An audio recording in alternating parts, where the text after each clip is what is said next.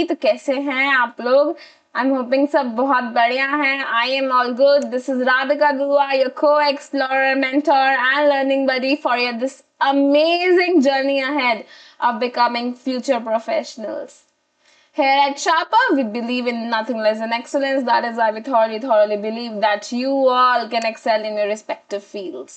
Abhi tak, I have given a lot of classes to you. I'm very sure that you guys are actually going through all the classes and giving your best, right? When I am giving my best, you should also give your best. अब वक्त आ चुका है कि मैं आपको next phase में ले जाऊं, जहां I should tell you that day-to-day management कैसे होती है. There are certain aspects, certain balance sheet items, certain P&L items that require your constant efforts, right? ऐसे बहुत सारे items हैं जिनके लिए there are specific AS and essays for them. बहुत सारे accounting standards हैं जो बहुत strict हैं. Then there are certain standards on auditing as well, कि जब आपका auditor आपको audit करने आता है, that auditor also complies or that auditor also tries to adhere some rules, right? So the guidelines given to the auditor are standards on auditing and your accounting standards. In this, if the threshold limit increases, right? तो जब हमें पता है कि हमारा auditor ये चीजें check करने वाला है फ्यूचर में, and we are also suppose to apply AS and Ind AS to our financials, so don't you think कि हमें ये सारी चीजें बहुत अच्छे से पता होनी चाहिए. So one of these major components is inventory management. Inventory मतलब गुड्स, क्लोजिंग स्टॉक, जो मर्जी आप नाम दे दीजिए. I have already given you classification या फिर कैटेगराइज कैसे करते हो आप, कि वो मेरा रॉ मटेरियल है, मेरे गुड्स हैं, या फिर वो मेरा फिक्स्ड एसेट्स है. We have already talked about that, right? Now coming to inventory, we have to see how we can manage inventory so that we comply by the AS and standards on auditing as well, so that we know that there is nothing left. हमें पता है कि हमारा auditor क्या क्या check करने वाला है. We know that this is written in their standards on auditing, so we should do that so that there is no point जो रह जाए. There is no point जिसपे वो हमें बोल देगी, you know, I have to check this, but this is not there with you. So how can you manage that inventory, which is a major part, a major component of the whole balance sheet, the whole P&L statement? Inventory management is the biggest part of any business, right? क्योंकि जब तक जो आपका main essence है आपके business का क्या है, the core business is selling, buying and selling, right? तो जो आपकी इन्वेंट्री है, अगर जिसको आपको बाय सेल करना है, उसको मैनेज करना आपको आना चाहिए. It is one of the most tedious task and most important aspect of your business. So आज की क्लास में हम वो ही करने वाले हैं. आज की पूरी क्लास हम डेडिकेट करेंगे टू वर्ड्स इन्वेंट्री मैनेजमेंट. हम देखेंगे कि AS क्या बोल रहा है, इन्वेंट्री कैसे मैनेज करनी है. फिर हम देखेंगे कि SA क्या बोल रहा है, मतलब स्टैंडर्ड्स ऑन ऑडिटिंग क्या बोल रहा है, कि क्या क्या चेक करना होता है ऑडिटर को. फिर हम देखेंगे कि you as an accountant, what is your role in inventory management, how can you help in day to day business. चलिए आइए शुरू करते हैं. इन्वेंट्री मैनेजमेंट देखते हैं कि क्या क्या होता है inventory management. Plus we should also know what do you mean by inventory management, right? So let's start with it. So inventory management refers to the way inventory is recorded. It's a way. It is a process by which you record the inventory. You value the inventory and you report it in the financial statements. And what do I mean by inventory? Inventory is your stock. जितना भी आपके पास raw material रखा है. अच्छा एक बात बताओ, मैं पूरे साल वैल्यू करना चाहती हूँ रॉ मटेरियल को, या फिर एसेंशियल है कि मैं उसको क्लोजिंग डेट पे वैल्यू करूँ? डेफिनेटली हम पूरे साल उसे वैल्यू कर रहे हैं क्योंकि हम उसका सेल परचेज कर रहे हैं. बट जब मैं अपने फाइनेंशियल्स बना रही हूँ, दीज आर माय फाइनेंशियल्स, अगर मैं प्रॉफिट एंड लॉस बना रही हूँ फॉर एग्जांपल, ठीक है, तो अब यहाँ पर आप बाय सेल्स लिखते हो, ये हम कवर कर चुके हैं. 2 परचेजेस लिखते हो, ये भी हम कवर कर चुके हैं. 2 एक्सपेंसेस लिखते हो वो भी कर चुके हैं। अब एक और आइटम होती है जो हम यहाँ लिखते हैं, that is by closing stock. लिखते हैं ना हम यहाँ पे एक आइटम, और एक हम यहाँ पर बैलेंस शीट में भी लिखते हैं, इन्वेंट्री या फिर क्लोजिंग स्टॉक, कुछ भी लिख सकते हैं, एक ही नाम है, या तो इन्वेंट्री लिख दो या क्लोजिंग स्टॉक लिख दो। तो क्या आपको ऐसा नहीं लगता कि कोई आइटम जो बैलेंस शीट में भी आती है and it is a major component of your P&L as well, इसकी कुछ प्रॉपर एक अकाउंटिंग होती होगी, इसकी मैनेजमेंट होती है, राइट? इसकी एक मैनेजमेंट होती है, राइट? अब आपको मैं फॉर एग्जांपल ये दिखाने की कोशिश करती हूँ कि अगर मैं क्लोजिंग स्टॉक छेड़ देती हूँ, अगर मैं क्लोजिंग स्टॉक छेड़ देती हूँ तो क्या होगा। देखो, मैंने 100 रुपए की सेल्स करी, जिसको मैंने 70 परचेजेस प्लस एक्सपेंसेस करके 70 रुपीज का पड़ रहा था मुझे। अब नेट प्रॉफिट कितना आ रहा है मेरा, नेट प्रॉफिट आ रहा है मेरा 30 रुपीज का। अगर यहाँ पे क्लोजिंग स्टॉक कुछ भी नहीं होता, जीरो, तो कितना आता है मेरा नेट प्रॉफिट 30 रुपीज का। केस नंबर 2 पे आते हैं, केस नंबर 2 पे आता है, मेरा क्लोजिंग स्टॉक जो मेरे पास बच रहा है वो 20 रुपीज का बच रहा है, तो कितना हो गया टोटल 120, यहाँ पे भी 120 होना चाहिए, 120 माइनस 70, 50 रुपीज का नेट प्रॉफिट हो रहा है मेरा केस नंबर 2 में, राइट? मैं आपसे ये पूछना चाहती हूँ कि after studying GST do you feel कि हम इसमें कुछ गड़बड़ कर सकते हैं, इसमें कुछ छेड़छाड़ कर सकते हैं क्या? सेल्स में, परचेजेस में, एक्सपेंसेस में, after studying GST do you feel कि हम क्या अपनी सेल्स, परचेजेस और एक्सपेंसेस को इन्फ्लेट कर सकते हैं क्या? इन्फ्लेट या डिफ्लेट कर सकते हैं? नहीं, पकड़े जाओगे। जीएसटी परव्यू ऐसा हो चुका है कि आप हर चीज पे तो जीएसटी लग रहा है। आप जो सेल्स कर रहे हो उसको GSTR 1 में बता रहे हो, जितनी परचेजेस करी थी वो आपने 2A 2B में बता दी, जितने एक्सपेंसेस है उस पर भी जीएसटी लग के आ रहा है। तो वैसे भी एक्सपेंसेस के लिए तो डिपार्टमेंट बहुत ज्यादा स्ट्रिंजेंट है, वो कहता है हमें हर चीज का बिल दिखाओ। सो आई एम वेरी श्योर कि इन 3 चीजों में तो आप ज्यादा गड़बड़ कर ही नहीं सकते, ज्यादा छेड़छाड़ कर ही नहीं सकते। बचा क्या, बचा क्या आपके पास? बचा क्लोजिंग स्टॉक, उसी से आपका। अच्छा देखो, क्लोजिंग स्टॉक का कितना बड़ा इंपैक्ट है आपके नेट प्रॉफिट पे। मैंने अभी दिखाया कि जब क्लोजिंग स्टॉक मेरा 0 था तो मेरा नेट प्रॉफिट सिर्फ 30 रुपीज का था। जब मैंने सिर्फ 20 रुपीज से नेट अपना क्लोजिंग स्टॉक बढ़ाया तो मेरा 20 रुपीज से नेट प्रॉफिट भी बढ़ गया, मेरा नेट प्रॉफिट 50 रुपीज का हो गया, राइट? अगर मैं अपना क्लोजिंग स्टॉक 10 रुपीज का कर देती हूँ, मान लो कम कर देती हूँ अपना क्लोजिंग स्टॉक, तो देखो बताना कितने रुपीज का आएगा मेरा नेट प्रॉफिट, कितने का आएगा? मेरा आ रहा है 100 प्लस 10, 110, 110 माइनस 70, 40 रुपीज का मेरा नेट प्रॉफिट हो गया। तो 10, जैसी मैं नेट क्लोजिंग स्टॉक को इंपैक्ट कर रही हूँ वैसे ही मेरा नेट प्रॉफिट इंपैक्ट हो रहा है। देखो, जितना मैं क्लोजिंग स्टॉक बढ़ाती हूँ वैसे ही मेरा नेट प्रॉफिट बढ़ जाता है। जैसे ही मैं क्लोजिंग स्टॉक बढ़ाती हूँ, यानी कि मेरी इन्वेंट्री, जैसे ही मैं अपनी इन्वेंट्री बढ़ाती हूँ, closing inventory, closing stock of inventory, कितना बच गया मेरे पास इन्वेंट्री, साल आखिरी में, साल में कितनी इन्वेंट्री बच गई है। देखो, तुम कुछ इन्वेंट्री बाय कर रहे होंगे, फिर कुछ इन्वेंट्री उसको सेल कर रहे होंगे, पर क्या जरूरी है कि जितनी आपने बाय करी उतनी पूरी सेल हो गई? By the end of the year कुछ इन्वेंट्री आपके पास स्टॉक में रह जाती होगी ना, कुछ रिजर्व रह जाता होगा ना हमेशा। इसको मैं बोलती हूँ क्लोजिंग स्टॉक, कि आखिरी में इतना स्टॉक मेरे पास बच गया है, इसी को हम बोलते हैं इन्वेंट्री। इसी को क्या बोलते हैं हम? Inventory. Raw material is also your inventory, all your raw material is your inventory, ठीक है? तो अभी मैंने आपको दिखाया कि अगर आप क्लोजिंग स्टॉक बढ़ाते हो तो आपका नेट प्रॉफिट बढ़ जाता है, और अगर आप क्लोजिंग स्टॉक कम करते हो तो आपका नेट प्रॉफिट कम हो जाता है। इमेजिन करो आप मैन्युफैक्चर हो, आप मैन्युफैक्चरर हो, तो आप बताओ क्या ये क्लोजिंग स्टॉक दिखाना, क्या ये आपके हाथ में नहीं है? ये आप ही के तो हाथ में है कि आप कितना क्लोजिंग स्टॉक दिखाना चाहते हो कि भाई इस तारीख 31 मार्च को मेरे पास इतना क्लोजिंग स्टॉक रखा था। इज देयर एनी वे कि मैं इसको चेक करूं? जो ऑडिटर है वो आके डेफिनेटली इसको चेक करेगा। There multiple ways of checking, but सबसे ज्यादा रिस्क किस, हर आइटम में P&L के आप देख लो, सबसे ज्यादा रिस्क किस चीज में है जिसको आप इन्फ्लेट या डिफ्लेट करोगे तो सबसे ज्यादा इंपैक्ट जिसका नेट प्रॉफिट पाएगा। Plus there is no check over it as well.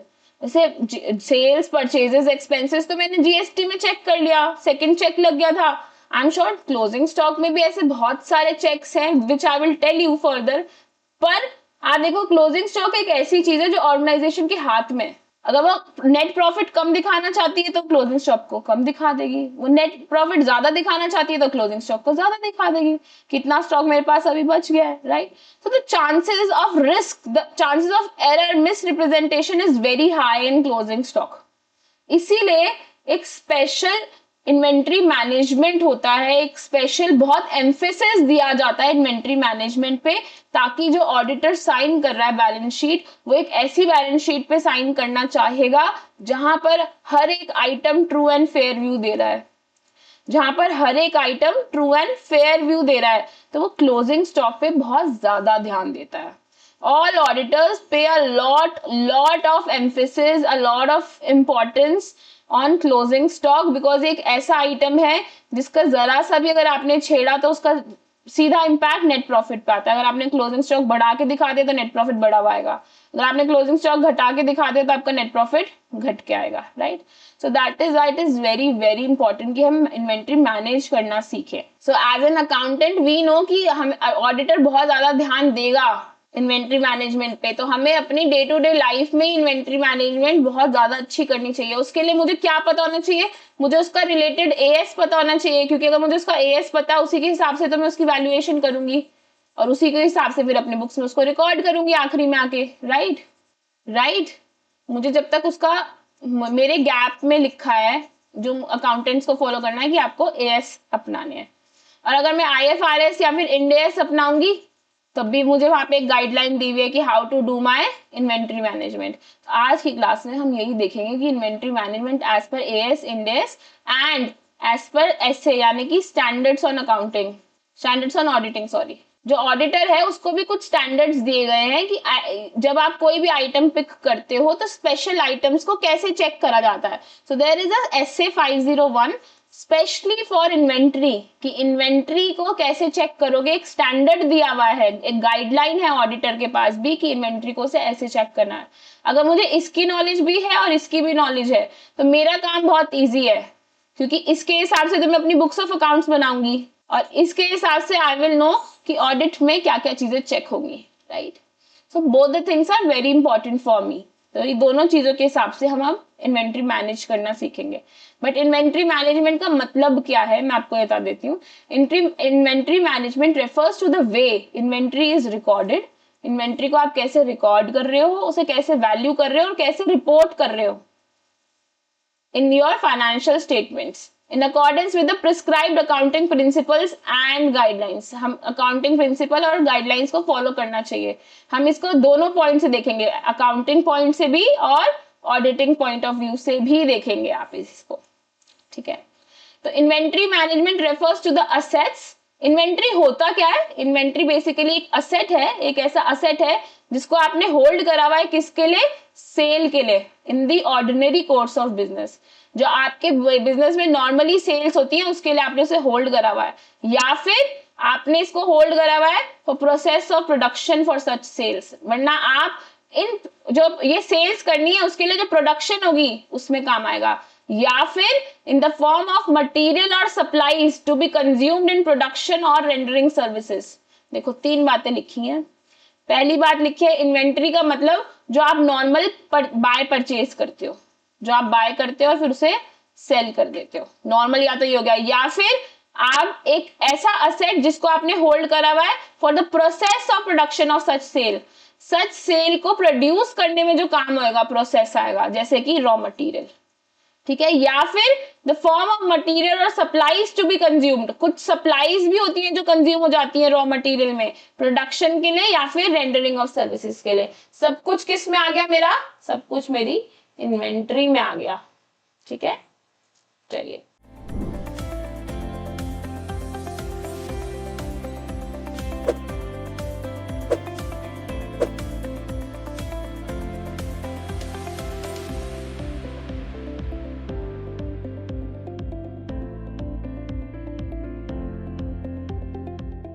Hello accountants, welcome to SharpUp. This is Radhika Dua, your mentor for this accounting course.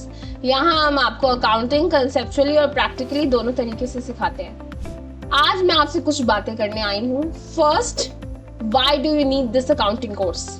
2, इस कोर्स का ऑब्जेक्टिव कैसा रहेगा? Third, what is the syllabus for this course? And fourth, why you should choose SharpUp. Let's talk about point number 1. Why do you need this accounting course? बिना conceptual clarity के लिए accountant बनना तो impossible है, right? Most of the accountants feel कि tally सीख लिया तो accounting सीख ली, जबकि टैली सिर्फ एक अकाउंटिंग सॉफ्टवेयर है. Most of the accountants they do not know from where to start and where to end. अब अगर ऑब्जेक्टिव की बात करें तो हमारा ऑब्जेक्टिव है आपको प्रैक्टिकली और कंसेप्चुअली ट्रेन करने का, आपको रियल वर्ल्ड अकाउंटिंग सिखाने का और एंड ऑफ कोर्स आपको जॉब रेडी बनाने का. बात करें सिलेबस की तो हम आपको कुछ 35 सेशंस देने वाले हैं where you will get 40+ hours of practical training. आइए मैं आपको अपनी वेबसाइट की तरफ ले जाती हूँ.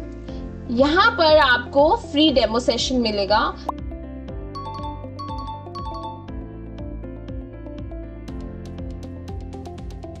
And you can click on the session wise syllabus. You can check it out here.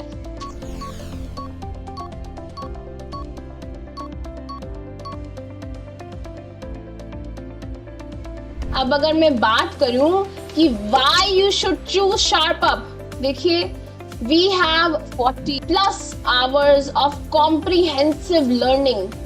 Affordable course है, सर्टिफिकेशन मिलेगी, हाँ जी सर्टिफिकेशन भी मिलेगी कंप्लीशन पे. साथ ही साथ we have a 3-day refund policy for you. बहुत ही सिंपल लैंग्वेज में इंग्लिश प्लस हिंदी आपको ये कोर्स अवेलेबल होने वाला है. We have already trained 1000+ accountants out there in industry.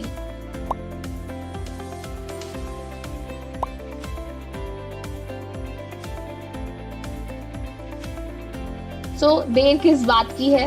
Thank you for your time for today.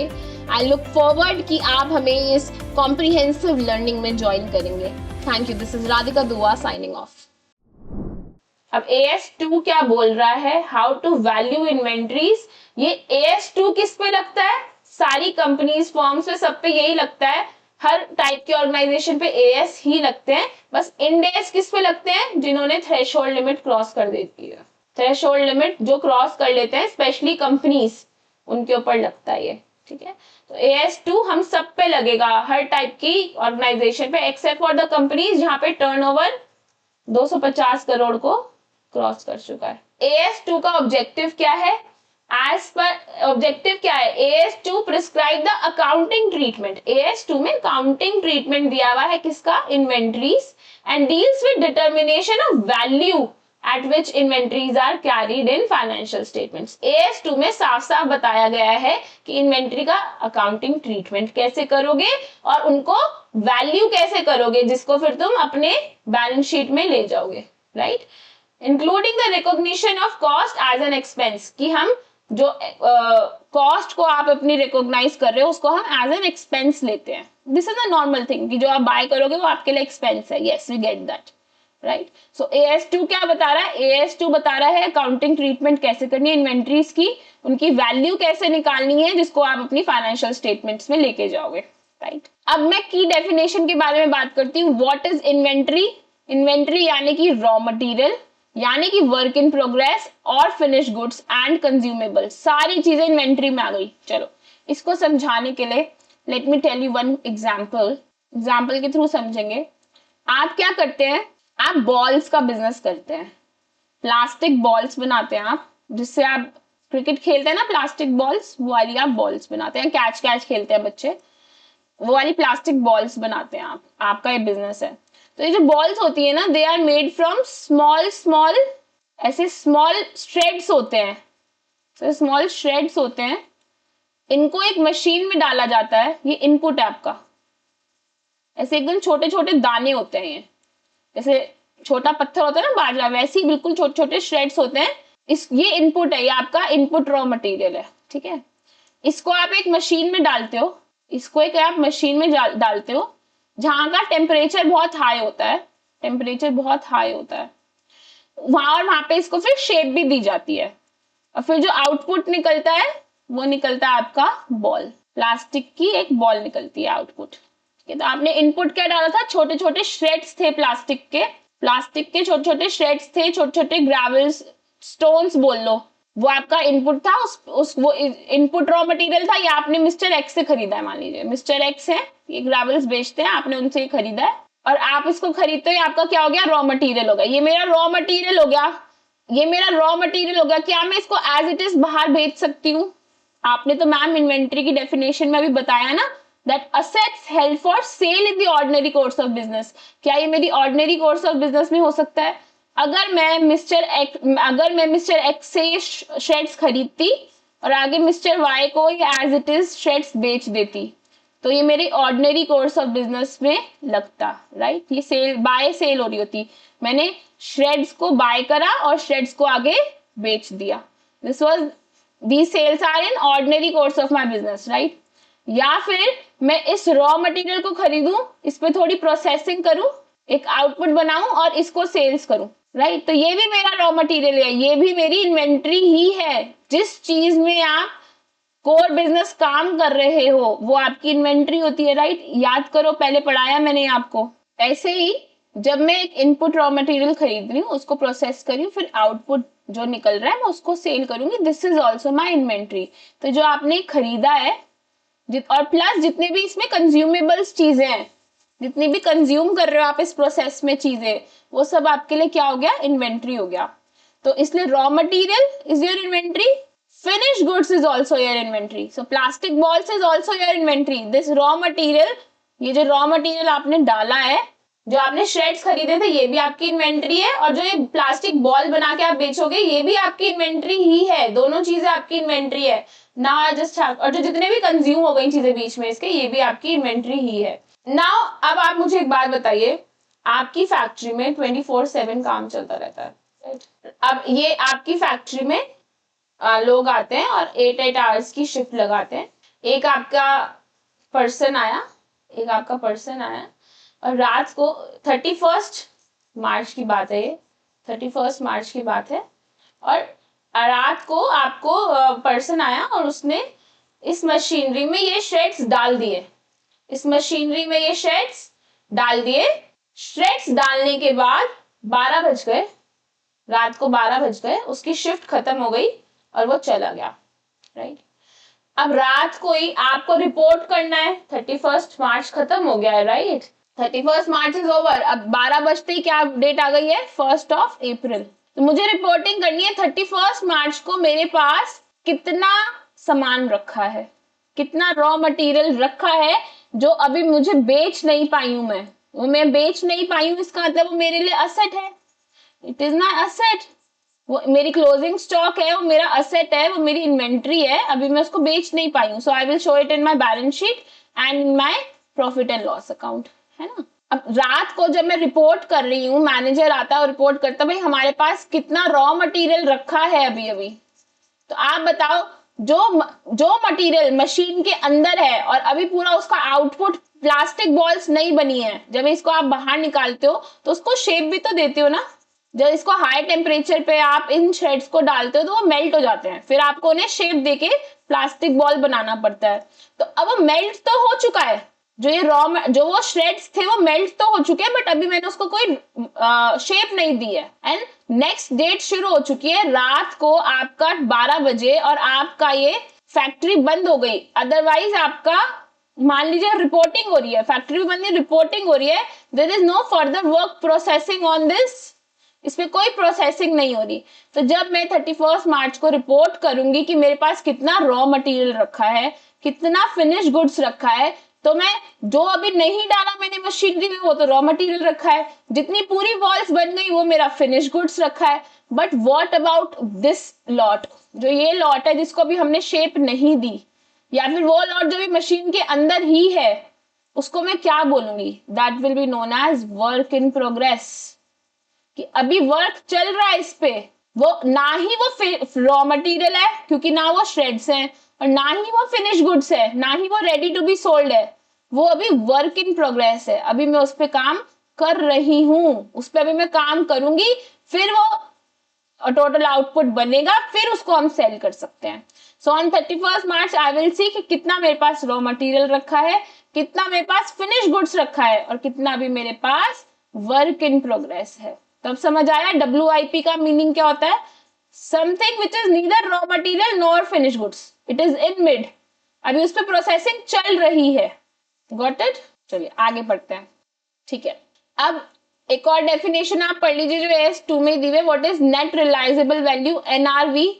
कह रहे हैं जब आप सेलिंग प्राइस को एस्टिमेट करते हो अपने कि कितने में सेल हो जाएगी मेरी चीज, मेरा एस्टिमेटेड सेलिंग प्राइस क्या है, मैं अपना प्रोडक्ट कितने में बेच सकती हूँ, मैं अपना प्रोडक्ट कितने में बेच दूंगी।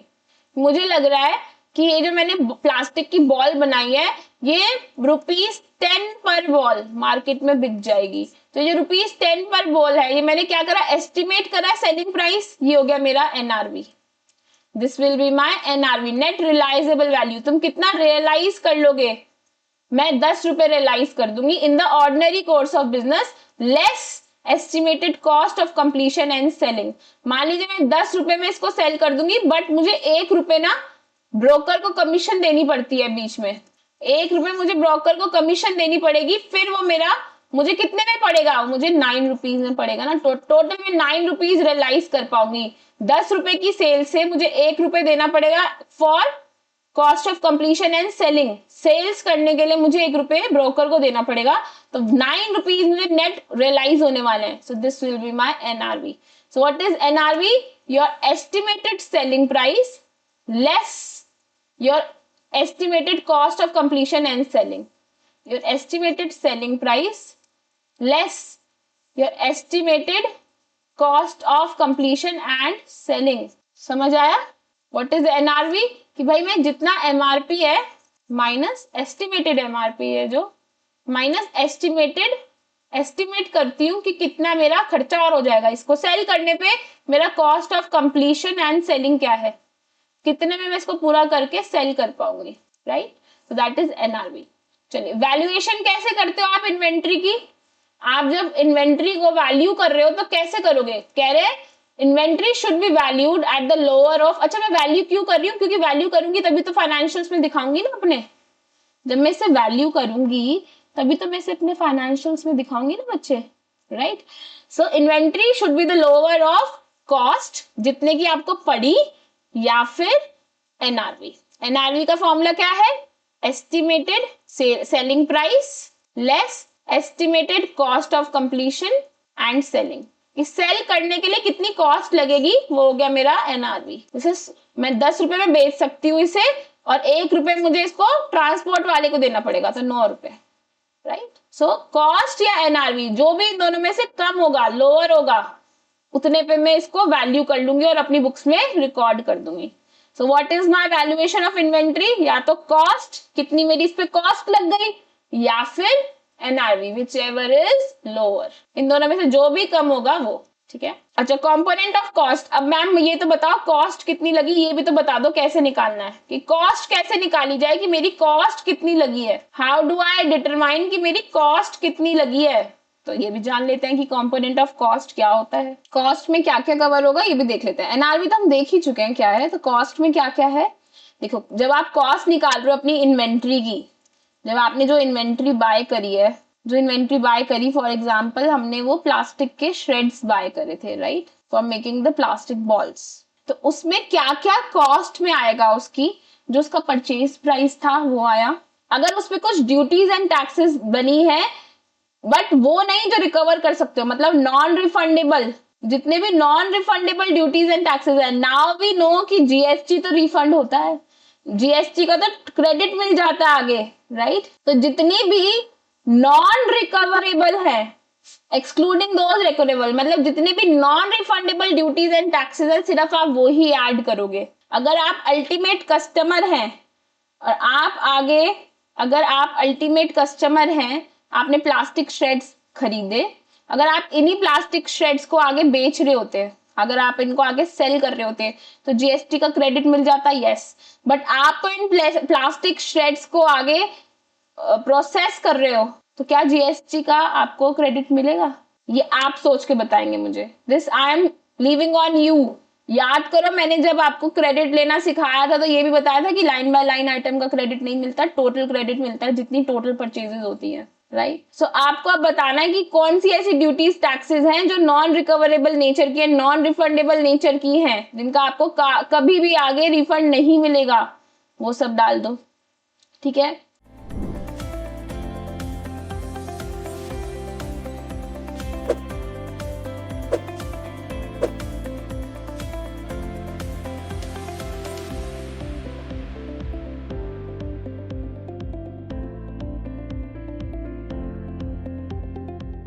Hello accountants, welcome to SharpUp. मैं हूँ राधिका दुआ, आपकी mentor for GST certification course.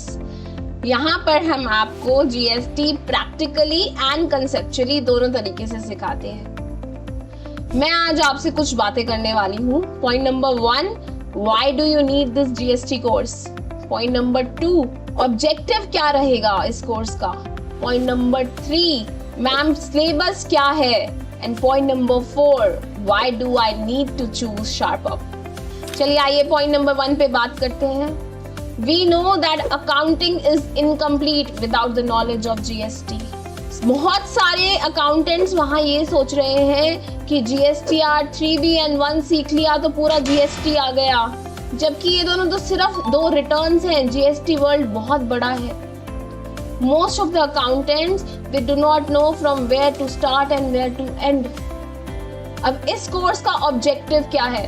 हम चाहते हैं कि हम आपको कंसेप्चुअली प्लस प्रैक्टिकली दोनों तरीके से ट्रेन कर दे for GST, and we want to make you ready for the real world accounting. We want to make you job ready. Ma'am syllabus कैसा रहेगा? सिलेबस की बात करें तो there are 35 sessions and 40+ hours of comprehensive learning. आइए मैं आपको अपनी वेबसाइट तक ले जाती हूँ। ये रहा मेरा जीएसटी कोर्स, और यहाँ पर आप फ्री डेमो अवेल कर सकते हैं।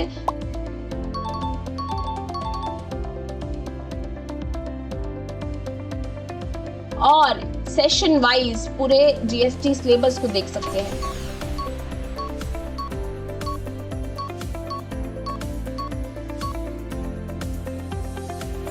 अब बात करें कि मैम हमें क्यों शार्पअप चूज करना चाहिए, so let me tell you that SharpUp has already trained 1000+ accountants out there. हम लोग आपको लाइफ टाइम एक्सेस दे रहे हैं। क्या सर्टिफिकेशन मिलेगी? यस, कंप्लीशन पे आपको सर्टिफिकेशन भी मिलेगी।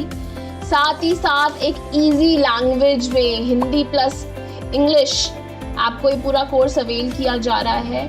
यहाँ पर आपको 40+ आवर्स ऑफ प्रैक्टिकल ट्रेनिंग मिलने वाली है। सो देर किस बात की है? Go head and enrol yourself. Thank you for your time today, and I'm looking forward to meet you all in this enriching class. जैसे कस्टम लग गया बेटे, कस्टम का भी आपको रिफंड नहीं लगता। वैट था, वैट में या सेल्स टैक्स था, एक्साइज था, जिसका आपको आगे कहीं क्रेडिट नहीं मिलने वाला, right. Freight and handling charges को भी आप इसमें ऐड करेंगे। फ्रेट और हैंडलिंग चार्जेस जितने भी आपके लगे, अभी जो आपने श्रेड्स खरीदे थे, इस पे जितनी भी अभी जो आपने श्रेड्स खरीदे थे, इस पे जितनी भी आपकी ड्यूटीज टैक्सेस लगी वो ऐड करो। जो प्लास्टिक के आपने श्रेड्स खरीदे थे, इस पे जितनी भी आपकी ड्यूटीज एंड टैक्सेस थी वो ऐड करो। इस पे आपने जब खरीदा तो इसको आपको ट्रांसफर कराना, ट्रांसपोर्ट कराना पड़ा from one place to another, तो इस पे आपका कुछ फ्रेट लगा होगा, कुछ हैंडलिंग चार्जेस लगे होंगे, राइट। इस पे आप, अच्छा ये सब चीजें ऐड हो गई। अब इसमें से आपको क्या माइनस करना है? इसमें से अगर आपको कुछ ट्रेड डिस्काउंट मिल गया है, कुछ ट्रेड डिस्काउंट अगर आपको मिला था खरीदते वक्त, जो आपका परचेज प्राइस होगा उस पे आपको कुछ ट्रेड डिस्काउंट मिला होगा, तो वो माइनस कर दो। वो हम आप इंक्लूड नहीं करेंगे अपनी कॉस्ट में। इसके अलावा कोई अलग रिबेट मिल गई आपको, किसी भी तरीके की रिबेट दी आपको गवर्नमेंट ने या उस पर सप्लायर ने। अच्छा, और क्या क्या आता है कॉस्ट में? सबसे पहले कॉस्ट ऑफ परचेज आ गई। कॉस्ट ऑफ परचेज मैंने निकाल दिया, ऐसे निकलती है। Your purchase price plus your duties and taxes plus your freight and handling less अगर आपका कोई ट्रेड डिस्काउंट या रिबेट मिला है तो, ठीक है। इसके अलावा कॉस्ट में और क्या आएगा? कॉस्ट में आपका आएगा कॉस्ट ऑफ कन्वर्जन भी आएगा। कॉस्ट ऑफ कन्वर्जन कैसे आ गया? इस रॉ मटेरियल पर आपको कुछ डायरेक्ट लेबर लगी होगी। जब मैंने उसको अपनी मशीन में डाला जब मैं उसको अपनी मशीन में डाला तो एक लेबर थी, वो लेबर उठाती थी श्रेड्स, इस यहाँ डालती थी, गरम गरम को बाहर निकालती थी और फिर से शेप करती थी, राइट। सो जितनी डायरेक्ट लेबर लगी उसको भी ऐड करो आप इन्वेंट्री में। Systematic allocation of fixed and variable production overhead, जितने भी आपके fixed and variable production overheads लगे इसको प्रोड्यूस करने में इन्वेंट्री को, वो भी आप इसमें ऐड कर देंगे, राइट। और जितनी भी तरीके की अदर कॉस्ट है, जितनी भी अदर कॉस्ट है वो भी आप ऐड कर देंगे, जितनी भी आपकी अदर कॉस्ट है वो भी आप इसमें ऐड कर देंगे। If it is incurred to bring inventory to its present condition and location, present condition में जो बॉल बन रही है प्लास्टिक वाली, उसको बनाने के लिए जो भी अदर कॉस्ट लगा वो आप इसमें इन्वेंट्री की कॉस्ट में ऐड कर देंगे। तो क्या क्या ऐड हो गया मेरी इन्वेंट्री की कॉस्ट में?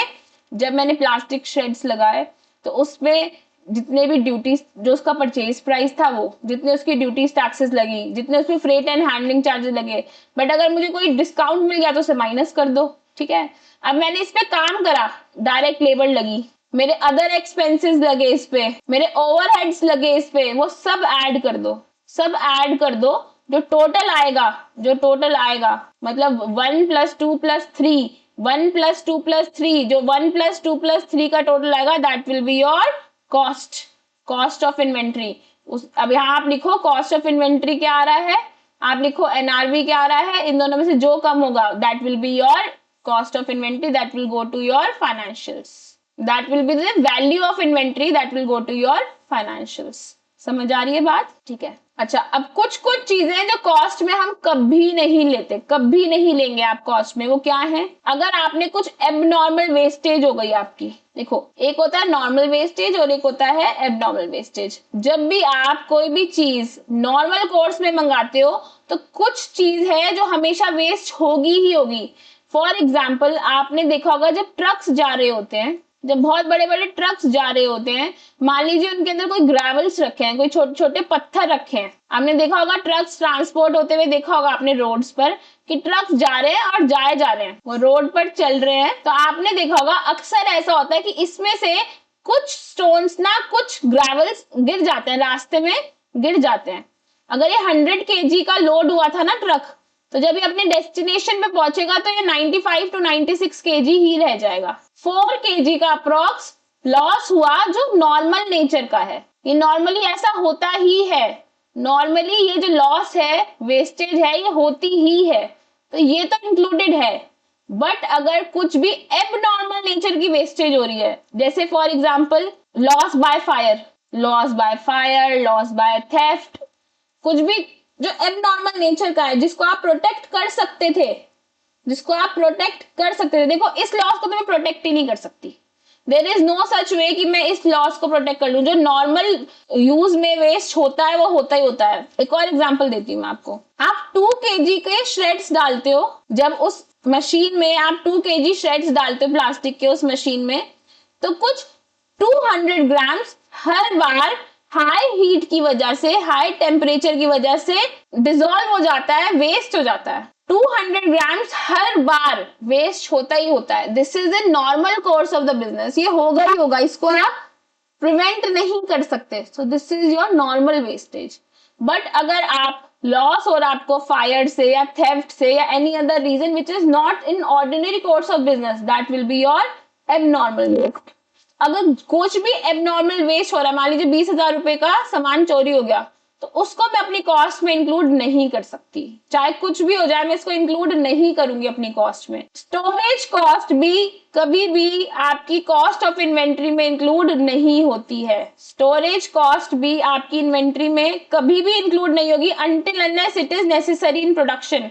हो सकता है कि जो मेरा रॉ मटेरियल है, जो मेरे प्लास्टिक शेड्स हैं, इनको स्टोर करना ही पड़ता है, 2 दिन 2 डेज हम इसे स्टोर करेंगे, उसी के बाद हम इसको हाई टेम्प वाली बिल्डिंग में मशीन में भेज सकते हैं, अदरवाइज नहीं भेज सकते थे। तो if it is until unless it is necessary in production, अगर मैं इसको प्रोड्यूस करने के लिए मुझे रखना है तो नेसेसरी है, प्रोडक्शन के लिए नेसेसरी है, तो मैं स्टोरेज कॉस्ट को इंक्लूड करूंगी, अदरवाइज मैं स्टोरेज कॉस्ट कभी भी इंक्लूड नहीं करूंगी।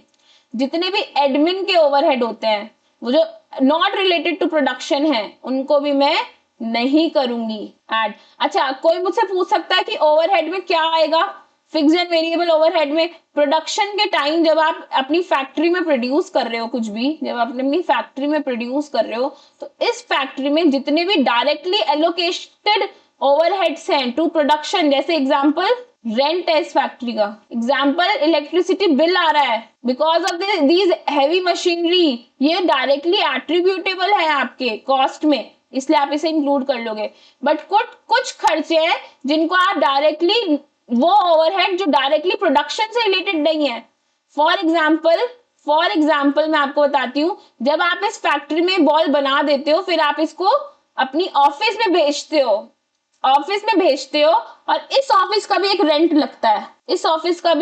लगता है, क्या ये ऑफिस वाला रेंट डायरेक्टली एट्रीब्यूटेबल है प्रोडक्शन के? नहीं, it is not directly attributable to production, so that will not be included in your cost।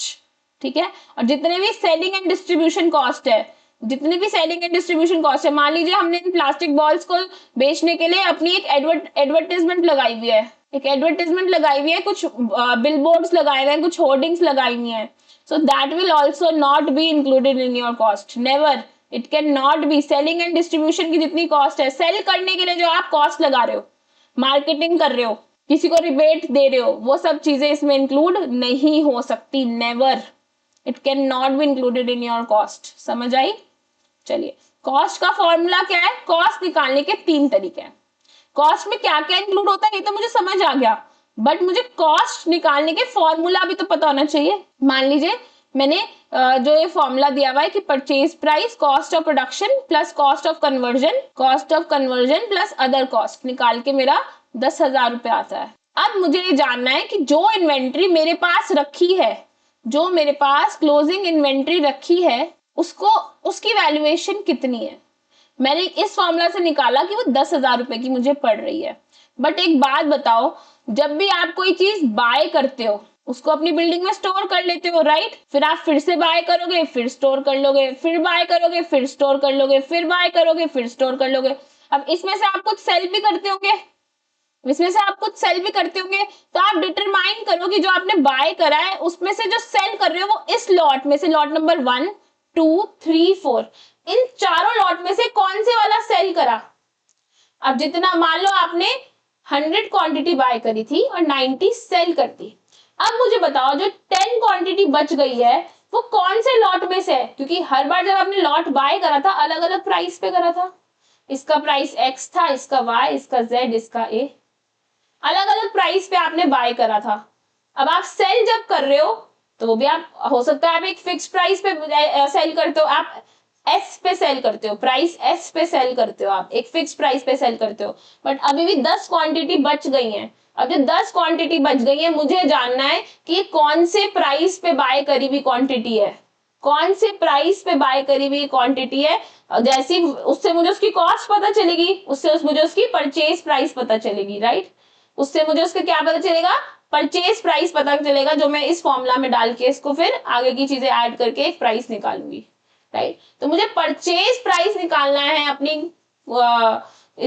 अपनी इन्वेंट्री का परचेज प्राइस निकालना है। तो मैं कैसे निकालूं? तो उसके ये तरीके हैं। क्या है वो तरीके मैं बता देती हूँ आपको। There are 3 methods of calculating your purchase price. First is FIFO, क्योंकि हमने अलग अलग रेट पे बाय करा हुआ है ना, और जो क्वांटिटी बच गई, मुझे जानना है इसकी कॉस्ट क्या थी, मुझे नहीं पता, राइट? मुझे जो क्वांटिटी बच गई वो कौन से लॉट से बची है, क्या आप ये डिटरमाइन कर सकते हो? या अगर आप डिटरमाइन कर सकते हो कि कौन से लॉट से बची है, तो कोई प्रॉब्लम ही नहीं है। जो आपको पता है कि इस लॉट से इन्वेंट्री बच गई, फाइन, मैं उतने की कॉस्ट कर रही हूं। और अगर आप नहीं डिटरमाइन कर पा रहे हैं कि कौन से लॉट से बच गई है इन्वेंट्री, क्लोजिंग इन्वेंट्री, तो उसका परचेज प्राइस निकालने के लिए हमारे पास 3 तरीके हैं। आप तीनों में से कुछ भी अडॉप्ट कर सकते हो, बट शर्त क्या है कि एक बार ये अडॉप्ट करोगे तो उसको आपको थ्रू आउट अडॉप्ट करना पड़ेगा। तो ये फॉर्मूलाज जो हैं, first method, you can call them as methods of calculating your purchase price. First is FIFO, that is, हम अज्यूम करेंगे जो पहले अंदर आया वो ही पहले गया, फर्स्ट इन फर्स्ट आउट। जो पहले बाय करा आपने जिस अमाउंट पे, उसी को पहले आपने सेल करा, तो जो अब बच गया है वो आखिरी में से बचा होगा, इसका मतलब फर्स्ट इन फर्स्ट आउट, मतलब जितनी आपने मान लो एक्स प्राइस पे 50 क्वांटिटी बाय करी थी,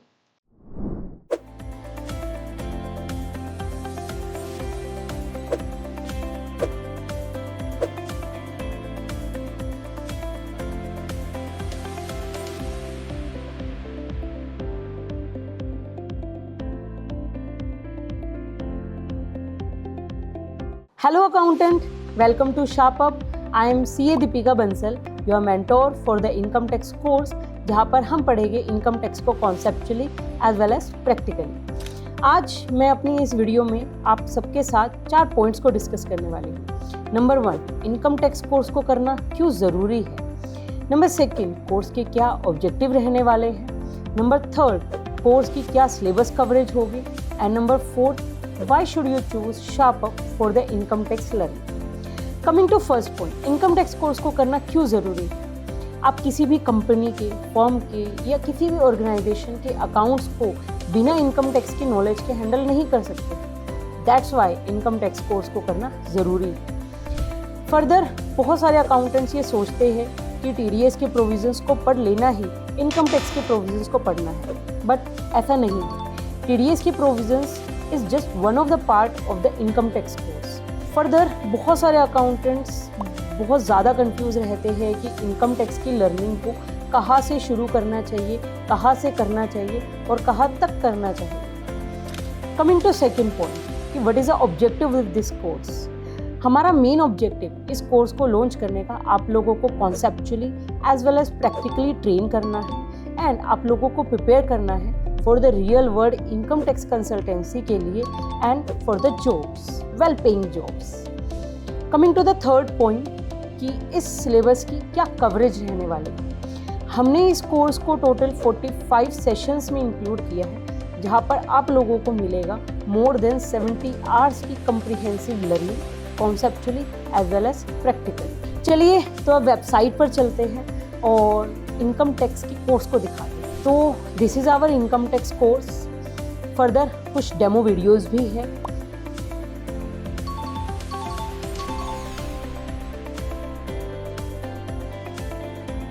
एंड यू कैन सी कि किस तरीके से स्ट्रक्चर्ड वे में पूरे इनकम टैक्स कोर्स को हमने सेशन वाइज डिवाइड किया है so that you can easily start your classes. Moving to the next point कि why should you choose SharpUp for the income tax learning. Number 1, we have already created more than 1000 accountants in India. We provide more than 70 hours comprehensive learning conceptually as well as practically. Lifetime आपको access मिलता है इस course का। बहुत ही ज़्यादा affordable course है। 3 days no question ask refund policy and complete करने पर आप लोगों को कंप्लीशन सर्टिफिकेट भी मिलेगा। So looking forward to see you in this career building opportunity with Sharp Up. Thank you so much. Y price पे 40 quantity bye करी थी, Z प्राइस पे 30 क्वांटिटी बाय करी थी और A प्राइस पे 20 क्वांटिटी बाय करी थी। आपने टोटल सेल कर दी 50 प्लस 40 प्लस 30, 50 प्लस 30 80, 20 140, 140 में से 130 क्वांटिटी आप सेल कर चुके हैं ऑलरेडी। 130 यूनिट्स आप एस प्राइस पे सेल कर चुके ऑलरेडी, ठीक है। आगे 10 क्वांटिटी बची है, तो आप बताओ कि वो कैसे डिटरमाइन करोगे कि कौन से प्राइस पे खरीदी थी आपने 10 क्वांटिटी। क्योंकि मुझे जब वैल्यूएशन करनी है, वैल्यूएशन करने के बाद मेरे पास फॉर्मूला है, कॉस्ट और एनआरवी दोनों में से जो भी कम होगा। कॉस्ट निकालने के लिए मुझे पता है मेरे पास फॉर्मूला है purchase price plus conversion cost plus other cost, right. Cost of purchase CP लिख देती हूँ, कॉस्ट ऑफ परचेज, ठीक है। तो मुझे कॉस्ट ऑफ परचेज में पहला कंपोनेंट होता है परचेज प्राइस। मुझे परचेज प्राइस निकालना है ना, मेरी इस इन्वेंट्री का परचेज प्राइस क्या होगा, इस 10 क्वांटिटी का परचेज प्राइस क्या रहा होगा। अब ये निकालने के लिए मेरे पास फर्स्ट मेथड है, इसको मैं मेथड लिख देती हूँ। फर्स्ट मेथड है मेरे पास FIFO, first in first out. जो पहले आपने खरीदा था,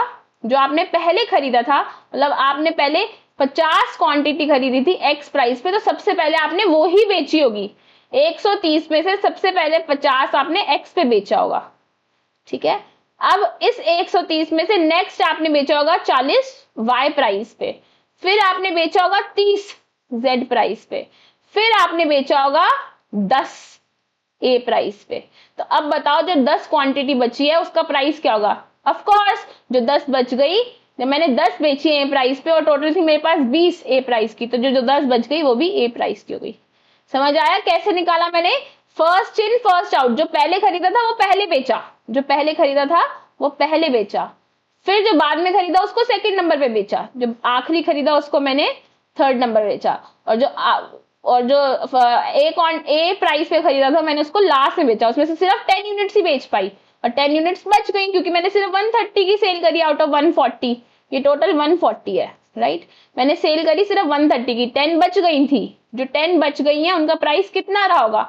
ए रहा होगा फिर, राइट? ये वाला रहा होगा बिकॉज ऑफ फीफो मेथड। ऐसी एक और मेथड होता है जिसको बोलती हूँ मैं वेटेड एवरेज कॉस्ट मेथड। मैंने इन सबके वेट निकाल के इन सबका एक एवरेज कॉस्ट निकाल दिया। और लास्ट है स्टैंडर्ड कॉस्ट या रिटेल मेथड। ये अपने कन्वीनियंस के लिए आप ले सकते हो अगर आपको एक्चुअल अप्रॉक्स रिजल्ट्स चाहिए, ठीक है? ना स्टैंडर्ड कॉस्ट या रिटेल मेथड भी यूज कर सकते हो, ठीक है?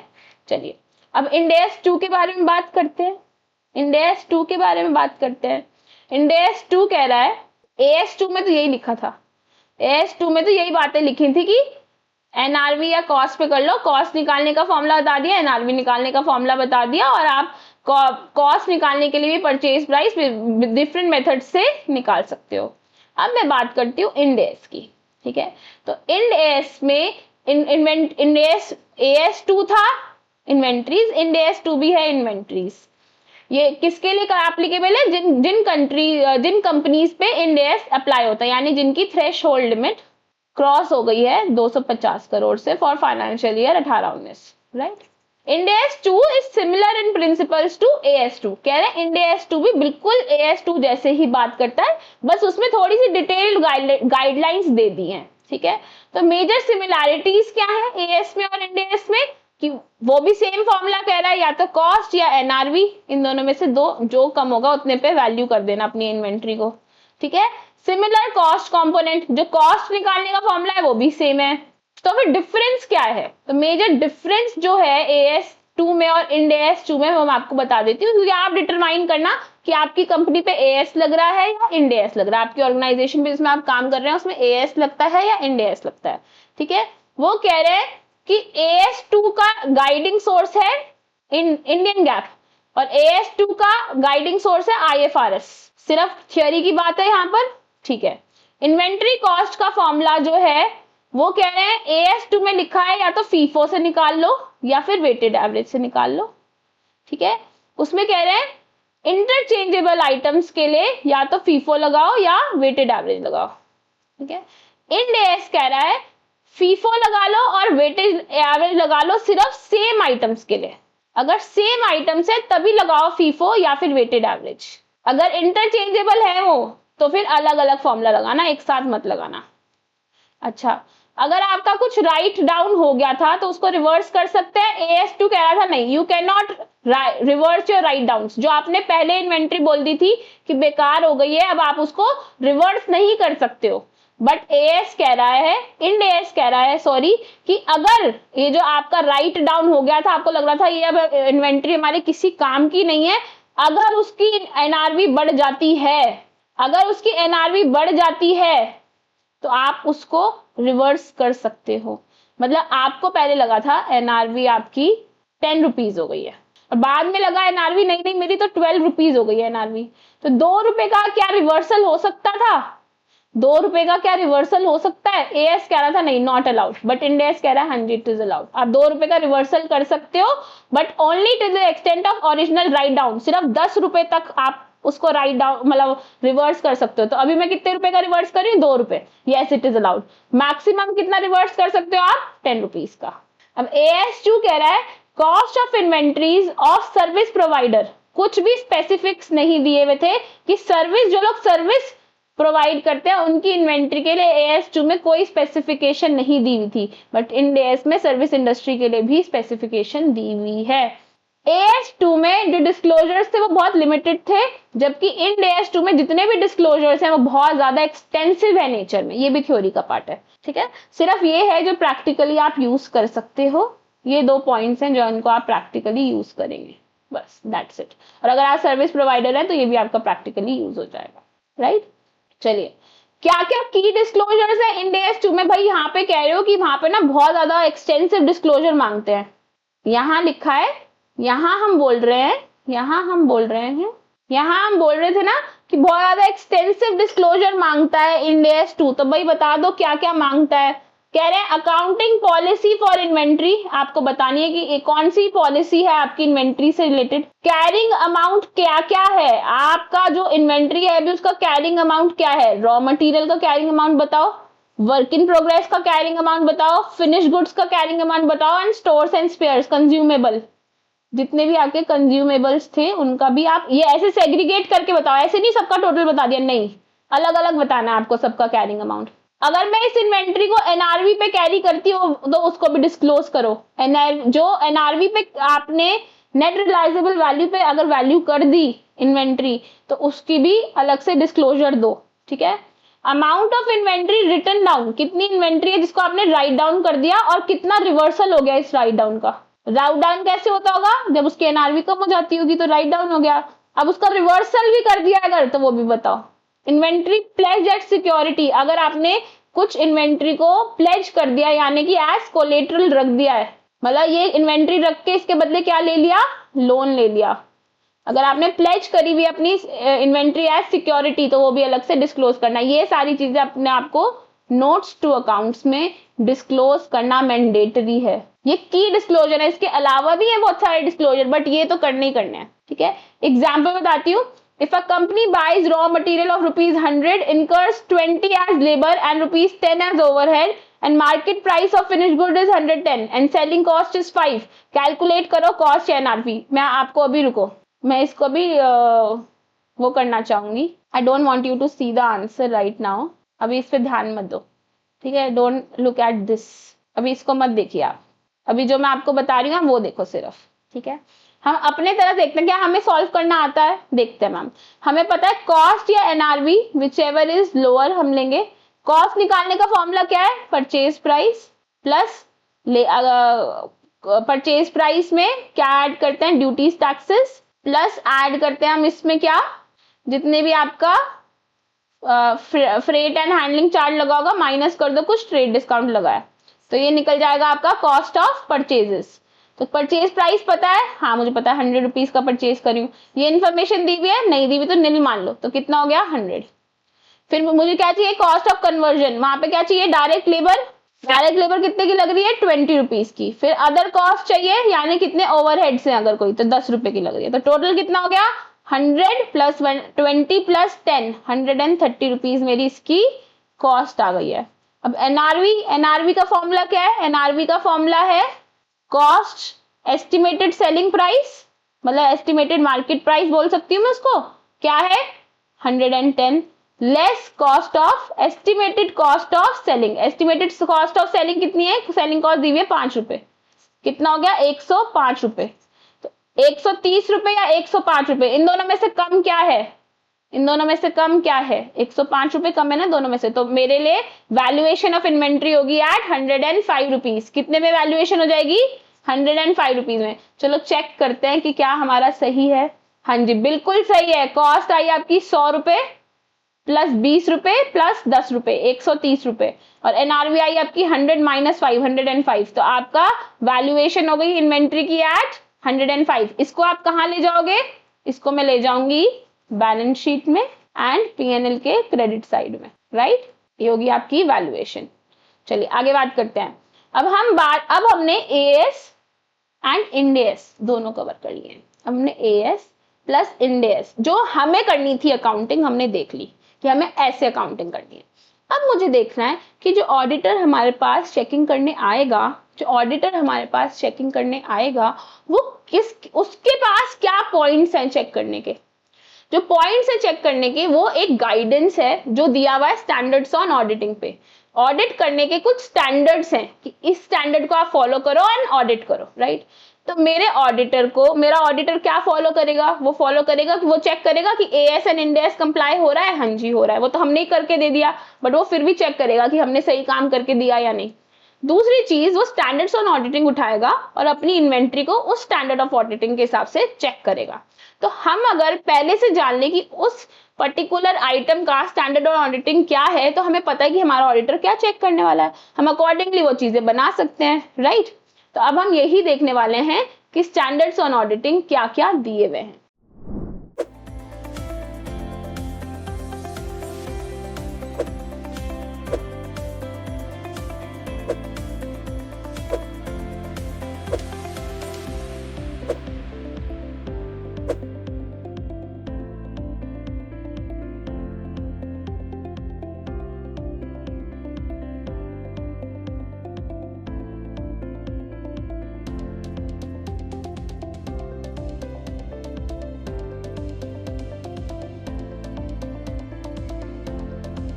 Hello everybody, this is Radhika from SharpUp और मैं लेके आई हूँ आपके लिए एटीसी प्रोग्राम। पिछले 5 सालों में हमने देखा कि बच्चों को एग्जैक्टली किस चीज की जरूरत है। After a lot of analysis we came to a conclusion कि हमारे यूथ को जरूरत है स्किल्स की। So here at Sharper we came up with one-stop solution for all your problems, that is ATC program. क्या है मैम इस programme में? So this program is offering you 8 different modules, जहाँ पर हम जो फोकस कर रहे हैं वो सिर्फ कोर अकाउंटिंग पे नहीं है, बिकॉज अब हम ये समझ चुके हैं कि सिर्फ कोर अकाउंटिंग करके कोई भी फाइनेंस एंड अकाउंटिंग प्रोफेशनल नहीं बन सकता। You want more skills, if you want better salary, better package, if you want to upskill yourself, तो हम लेके आए आपके लिए एक वन स्टॉप सॉल्यूशन, जहां पर हम ऑफर कर रहे हैं आपको 8 different modules at one place, जैसे GST, accounting, compliances, personality development. हमने ये तो जान लिया है कि hard skills will get you the job but soft skills will get you fired. So soft skills पे काम करना भी बहुत बहुत जरूरी है। We are talking about financial analysis, we are talking about allied laws and much more. सब कुछ प्रैक्टिकली आपके सामने लेके आएंगे। Why do we want to limit ourselves to just concepts? हम चाहते हैं कि आपको conceptual clarity के साथ साथ प्रैक्टिकली उसको कैसे अप्लाई करना है ये भी सिखाया जाए। क्यों ना जीएसटी के पोर्टल पे जाके ही रजिस्ट्रेशन करनी सीख लें? क्यों ना रियल टाइम जीएसटीआर 1, 3B, 9 कैसे भरना है, सब कुछ हमें एक जगह पे सिखा दिया जाए। आखिर ऑफिस में जाके करना तो यही है। तो किस बात की देरी है? Go ahead and enroll yourselves in ATC program. This is Radhika Dua signing off. So inventory management यानी as per SA मतलब standards on auditing, SA 501 में audit evidence पे specific consideration for selected items दिया हुआ है, जहाँ पे जो डील करता है inventory litigation claims and segment report information पे। पर हम कहाँ फोकस कर रहे हैं? हम फोकस कर रहे हैं इन्वेंट्री पे, राइट? तो की ऑब्जेक्टिव क्या है ऑडिटर का? ऑडिटर का देखो ऑब्जेक्टिव, हम यहाँ बात ऑडिटर की कर रहे हैं। ऑडिटर इसको फॉलो करेगा। एसए 501 फॉलो करने के लिए ऑडिटर को क्या क्या चेक करना है? उसको चेक करना है कि existence and condition of inventory, जो इन्वेंट्री है उसकी एग्जिस्टेंस कैसी है, उसकी कंडीशन कैसी है। राइट्स एंड ऑब्लिगेशन क्या है इन्वेंट्री के? राइट्स एंड ऑब्लिगेशन मतलब ऑनरशिप किसके नाम पे है, ये इन्वेंट्री किसके नाम पे है? ऑफ कोर्स मेरे बिजनेस के नाम पे होगी तभी मैं उसको रिकॉर्ड कर सकती हूँ। उसका मालिक कौन है, राइट? हम valuation and presentation and financial statements को भी चेक करेंगे। वैल्यूएशन एंड प्रेजेंटेशन कहाँ दी हुई है? एएस में और इंड एस में, वो हमने अभी देख लिया। अब ये 2 चीजें पॉइंट देख लेते हैं हम, क्या चेक करेगा वो हमसे, और ठीक है। की कंसिडरेशंस वो क्या चेक करेगा? सबसे पहले वो आपका फिजिकल वेरिफिकेशन करेगा, इन्वेंट्री का काउंट लेगा, फिजिकली आके वो आपके वर्क प्लेस पे चेक करेगा कि आपके पास कितना स्टॉक रखा है। आप दिखा रहे हो अपनी बुक्स में, हमारे पास 100 करोड़ का स्टॉक रखा हुआ है, क्लोजिंग स्टॉक। तो आपके पास पर वो आएगा, वो आपकी इन्वेंट्री टिकिंग करेगा, स्टॉक टिकिंग करेगा और चेक करेगा कि वाकई में आपके पास इतनी इन्वेंट्री रखी है या नहीं रखी है। पर्पस क्या है ये करने का? वो देखना चाहता है कि वो इवैल्यूएट करना चाहता है मैनेजमेंट के इंस्ट्रक्शंस क्या हैं और प्रोसीजर्स क्या हैं, किस प्रोसीजर से आप अपनी इन्वेंट्री को स्टोर कर सकते हो। वो ऑब्जर्व करेगा एक्चुअल काउंटिंग कितनी है कंपनी स्टाफ की, ठीक है। फिर वो चेक करेगा इन्वेंट्री कैसे परफॉर्म और टेस्ट करती है, ठीक है। वो टेस्ट करेगा कितना काउंट आपके रखा है। इफ अटेंडेंस इज इम्प्रैक्टिकल मतलब इनप्रैक्टिकल है, वो नहीं चेक कर सकता, तो auditor should perform alternate procedure. अगर वो खुद आके चेक नहीं कर सकता ये सब चीजें, तो वो ऑल्टरनेट प्रोसीजर्स को अपनाएगा, राइट। पहला काम क्या करा उसने? फिजिकली चेक करा। फिर वो इंस्पेक्शन करेगा और डॉक्यूमेंटेशन करेगा। कैसे करेगा इंस्पेक्शन डॉक्यूमेंटेशन? वो टेस्ट काउंट करेगा, कंपेयर करेगा इन्वेंट्री रिकॉर्ड से। वो एक सैंपल उठाएगा, उसको टेस्ट करेगा और काउंट करेगा, फिर उसे कंपेयर करेगा कि इन्वेंट्री के रिकॉर्ड्स में वो चीज कितनी रखी हुई है। मान लो आपके पास 10 तरीके के रॉ मटेरियल थे, उसने टेस्ट करा और मान लीजिए उसने ये वाली इन्वेंट्री उठाई और इसको टेस्ट करा। अब वो चेक करेगा कि आपके रिकॉर्ड्स में ये वाली इन्वेंट्री कितनी रखी है। वो आइडेंटिफाई करेगा इस इन्वेंट्री में से कितनी ऑब्सोलीट हो चुकी है, कितनी डैमेज है और कितनी स्लो मूविंग स्टॉक है। इस इन्वेंट्री में से जो क्लोजिंग स्टॉक आपके पास रखा है कितना ऑब्सोलीट हो गया, मतलब अब वो किसी काम का नहीं है, कितना डैमेज हो सकता है, हो चुका है, और कितना स्लो मूविंग है कि उसकी कितनी सेल्स कम है, स्लो मूव कर रहा है वो। और वो इंश्योर करेगा कि प्रॉपर डॉक्यूमेंटेशन है ना, टैग्स लगे हो, काउंट शीट्स हो, बारकोड स्कैन्स लगे हो। फिर वो चेक करेगा rights and obligation. Rights and obligation मतलब वो चेक करेगा कि लीगल ओनरशिप किसके पास है इस इन्वेंट्री की, किसके नाम पे खरीदी हुई है ये इन्वेंट्री।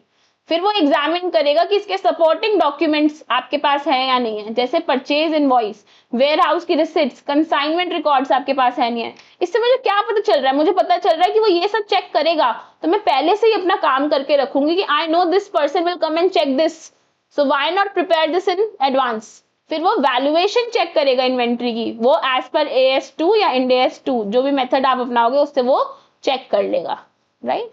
फिर वो inventory held by third parties भी चेक करेगा कि क्या कोई इन्वेंट्री है जो आपने, मान लो फॉर एग्जांपल आपकी कोई इन्वेंट्री है, आप उसको जॉब वर्क के लिए भेजते हो बाहर, आप उसे जॉब वर्क के लिए भेजते हो, आप कुछ चीजें अपने इन हाउस करते हो और कुछ चीजों को बाहर जॉब वर्क के लिए भेज देते हो। अगर आप उसे जॉब वर्क के लिए भेज देते हो या फिर आपने कुछ आइटम है उसको कंसाइनमेंट के लिए दिया हुआ है, कंसाइनमेंट पे भेजा हुआ है, अगर आपने इनमें से कुछ भी करा हुआ है, तो वो चेक करेगा कि कितनी इन्वेंट्री है ऑन 31 मार्च कितनी इन्वेंट्री है जो कंसाइनमेंट पे गई हुई थी, कितनी जॉब वर्क पे गई हुई थी, कितनी वेयर हाउस में रखी है, जो वेयर हाउस आपके नहीं है, एक्सटर्नल वेयर हाउस है आपका।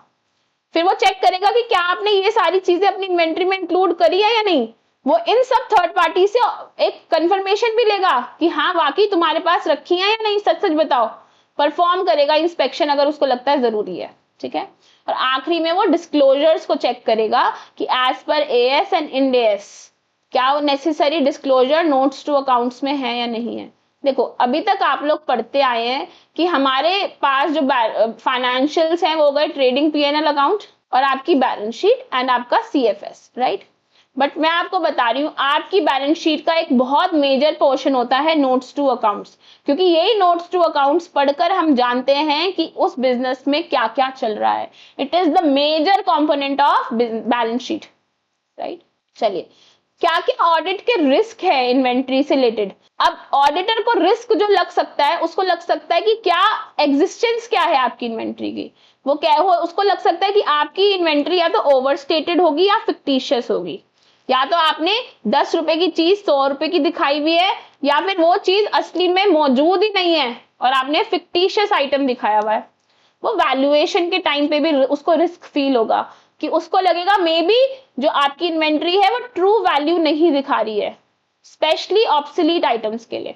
वो और क्या रिस्क देख सकता है, और उसको लग सकता है कि कुछ कट ऑफ एरर्स होंगे, मतलब कुछ इम्प्रॉपर रिकॉर्डिंग करी होगी आपने आपके परचेजेस की, सेल्स की, और एंड पीरियड के पास तो डेफिनेटली आपने ऐसा कुछ करा होगा, कुछ फिक्टिशियस आइटम्स डाल दिए होंगे। कुछ थेफ्ट एंड श्रिंकेज की भी उसको रिस्क लग सकता है, स्पेशली रिटेल और मैन्युफैक्चरिंग वालों के यहाँ थेफ्ट भी होता है बहुत ज्यादा और श्रिंकेज भी होती है बहुत ज्यादा, ठीक है।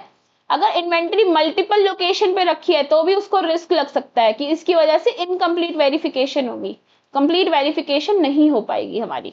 ठीक है, अब आप कैसे मदद कर सकते हो डे टू डे लाइफ में ऑडिटर की? आप ऐसे मदद कर सकते हैं कि an accountant plays a crucial role in inventory management in day to day business operations. While inventory might be physically handled by warehouse, warehouse में फिजिकली हैंडल जरूर होती होगी, बट जो अकाउंटेंट्स हैं वो उसकी accurately tracked, value and reported, वो ensure करते हैं that your inventory is accurately tracked, valued and reported, जो डायरेक्टली किसको इंपैक्ट करता है? आपकी प्रॉफिटेबिलिटी को और आपके कैश फ्लो को। हम ऑलरेडी देख चुके हैं पीएनएल में कैसे इंपैक्ट आ जाता है, राइट? तो आप क्या क्या चीजें कर सकते हो? रिकॉर्ड इन्वेंट्री ट्रांजैक्शन, हर परचेज, सेल और रिटर्न को बहुत अच्छे से रिकॉर्ड करो। इन्वेंट्री का लेजर अकाउंट अलग से मेंटेन करो और बार बार उसकी पोजीशन को अपडेट करते रहो। इंश्योर करो कि अकाउंटिंग ऑफ इन्वेंट्री मूवमेंट, मतलब इन्वेंट्री इनवर्ड जा रही है आउटवर्ड जा रही है, उसको आप प्रॉपर्ली अकाउंट करते रहो। ठीक है, इन्वेंट्री वैल्यूएशन को ठीक रखो। कॉस्ट और एनआरवी निकालने में कुछ भी प्रॉब्लम मत करो, क्योंकि हमें देखना है cost of NRV which ever is lower, वही करना है।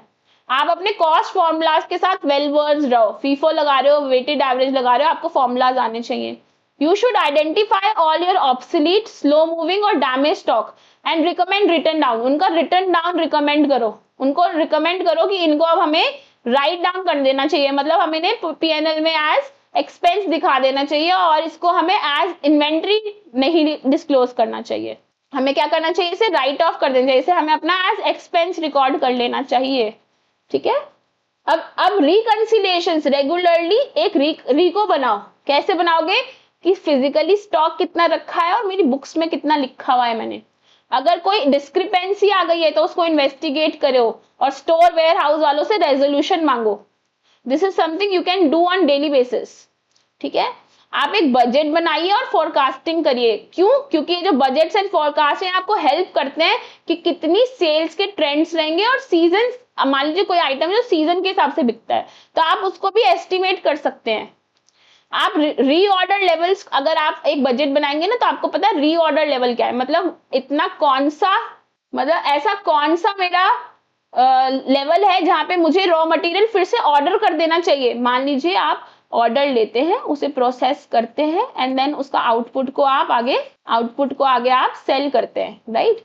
अब आपके पास 100 kg का ऑर्डर आया है सेल्स का, तो ऐसे कौन से मेरे पास रॉ मटेरियल भी तो होना चाहिए ना, कम से कम 120 किलो का, तभी तो मैं इसे प्रोसेस करके 100 किलो का आउटपुट बनाऊंगी। तो मुझे कौन से लेवल पे रॉ मटेरियल फिर से परचेज करना चाहिए, मैं उसको ऑर्डर दूंगी, फिर वो मुझे रॉ मटेरियल भेजेगा ना। तो रीऑर्डर लेवल डिटरमाइन करने के लिए मेरे को एक बजट और फोरकास्ट बना के चलना चाहिए।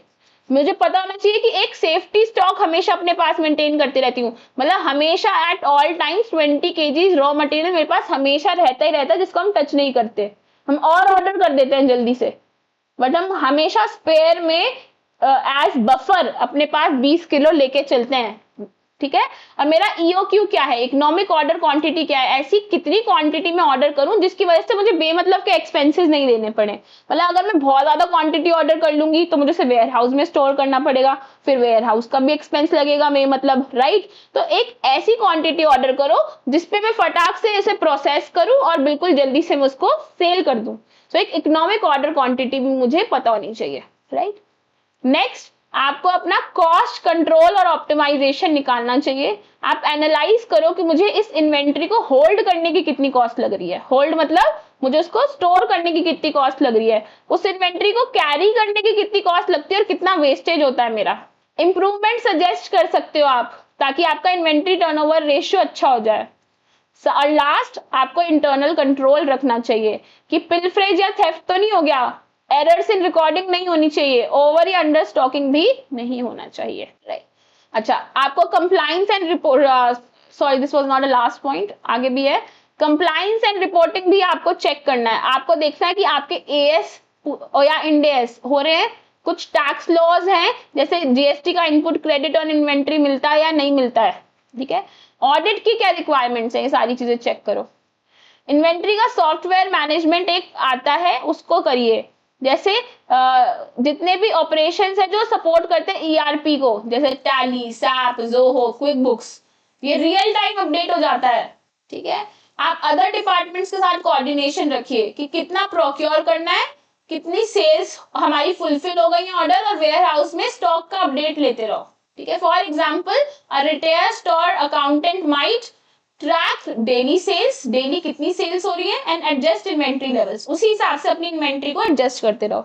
Notice that product X has excess unsold units. आप X Y Z 3 product solve करते हैं, मान लीजिए आप देख रहे हैं कि प्रोडक्ट एक्स जो है बेमतलब ही रखा है हमारे पास, एक्सेस में रखा है, अभी तक बिका नहीं है, तो please don't order more, don't order मोर। ये कैसे पता चलेगा? क्योंकि आप चेकिंग कर रहे हो। ठीक है, alert the manager to offer discounts और स्टॉप रीऑर्डरिंग मोर। या तो इस पे डिस्काउंट लगा दो, डिस्काउंट लगाओगे तो क्या होगा, इसकी सेल्स बढ़ जाएंगी, या फिर ऑर्डर मत करो और। ठीक है, update financial return records for return और डैमेज गुड्स। अगर कोई गुड्स है जो रिटर्न हो गए हैं, डैमेज हो गए हैं, तो उनके फाइनेंशियल रिकॉर्ड्स को अपडेट करो। मतलब सेल्स रिटर्न जितनी भी हुई हैं आपकी, और जितनी भी आप परचेज रिटर्न कर रहे हैं, उनको रिकॉर्ड करो टाइमली। रिकंसाइल करो stock at month and and prepare reports for business owner. ये सब काम एक अकाउंटेंट को करना चाहिए। This is ideally something which you should do. So this was something which was very important for you, because ये आपका डे टू डे टास्क बढ़ाता है और ये आपको एफिशिएंट अकाउंटेंट बनाता है। इसकी वजह से आप you go places because of these things. So this is very very important. That's it from my side. I'll meet you again in the next class. Till then, please make sure that you're completing all your classes and you are thorough with what I'm telling you. I'll meet you again. Till then, tata, bye bye. Take care, everybody.